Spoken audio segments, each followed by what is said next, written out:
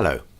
Today I would like to discuss different types of speech errors and how we evaluate children born with a cleft who are struggling with their speech to help to try to get that child to normal speech. I am James Seaward, a pediatric plastic and cleft surgeon at UT Southwestern Medical Center in Dallas, Texas. In this video, I would like to start with the difference between speech errors caused by resonance and by articulation. Let's go back to looking at the face from the side.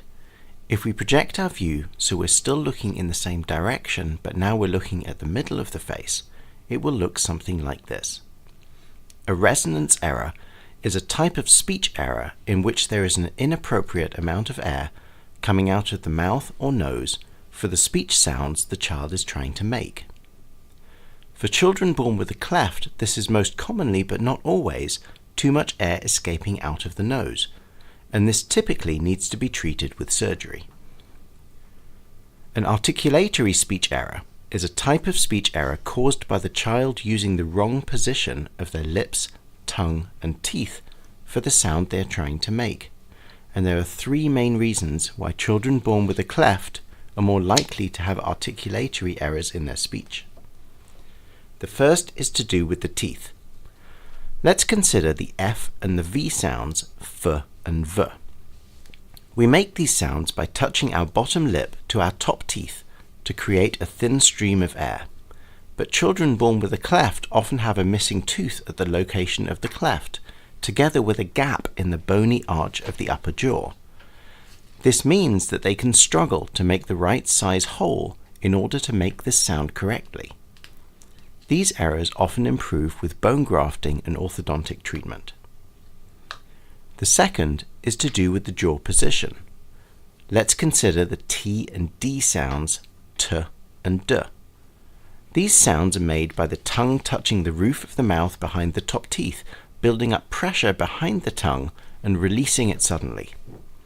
Children born with a cleft may have an upper jaw that grows at a slower rate than the lower jaw and is positioned behind the lower jaw.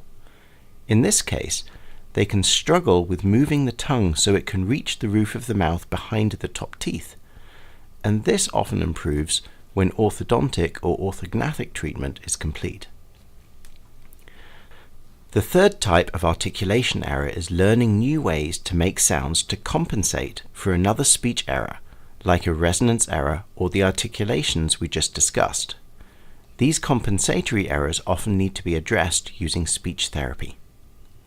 So how do we work out whether the child has a resonance error that will need surgery to improve, an articulation error that will likely improve on its own, an articulation error that needs speech therapy to improve, or a combination of these? Well, at this point, I would like to introduce you to our Cleft team speech pathologists. These ladies are experienced in listening to children born with a cleft to determine which type of speech errors a child has. They will typically listen to the child in clinic and take a recording of the speech for the clinical records. Based on what they hear, they will either recommend a program of speech therapy, or if they suspect a resonance problem, they will arrange for speech imaging. In my next video, I will discuss the different types of speech imaging studies we do to determine whether a child would benefit from surgery to help with speech, and to help decide which operation is the most appropriate for that individual child.